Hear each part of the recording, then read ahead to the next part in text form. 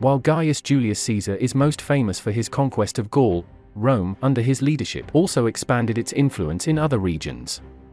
Such was the case in the east, at Illyria, and the northeastern edges of Italy. In this direction, Roman conquest progressed much slower than that to the west, despite many military campaigns and marches through centuries. These, however, were more often than not a demonstration of military supremacy than a long-term, large-scale occupation. Ancient Romans also found amicable people here, notably among the evermore romanized Venetii and Noricii. Treaties and alliances with them allowed Rome to focus on expansion in other regions. That doesn't mean that the area was fully secure though.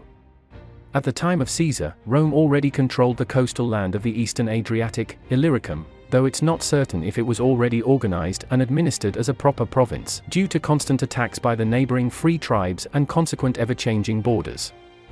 Caesar controlled Cisalpine Gaul and Illyricum from Aquileia, one of the most important Roman cities, and an endpoint of the ancient Amber Road, through which goods have been exchanged between the Mediterranean and the Baltic since prehistory.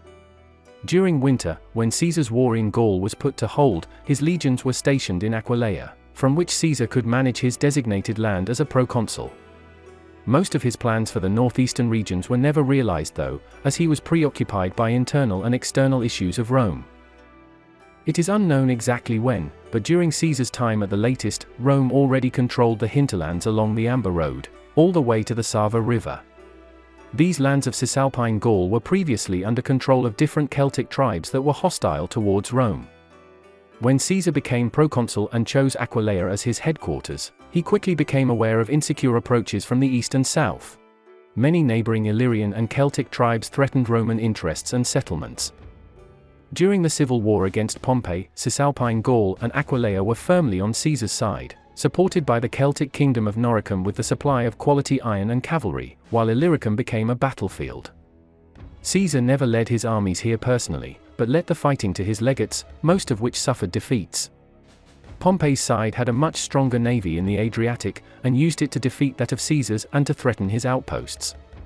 But Caesar was successful in other theaters of war and sent reinforcements to Illyricum that were able to overwhelm Pompey's forces and end the civil war in this region, though it continued to be threatened by the aggressive tribe of Dalmatii, who sided with Pompey beforehand. After the civil war, the Illyrians sent Caesar hostages and tribute in exchange for his pardon.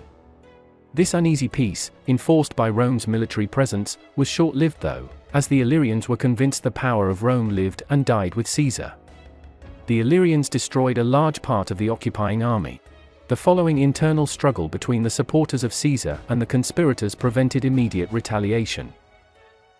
Besides expansion and military actions, Caesar's presence in the northeast accelerated the region's Romanization and urbanization.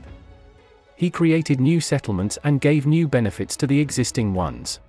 Alongside, he gave many inhabitants of Cisalpine Gaul Roman citizenship, but his death and other events prevented him achieving total conquest of the wider area.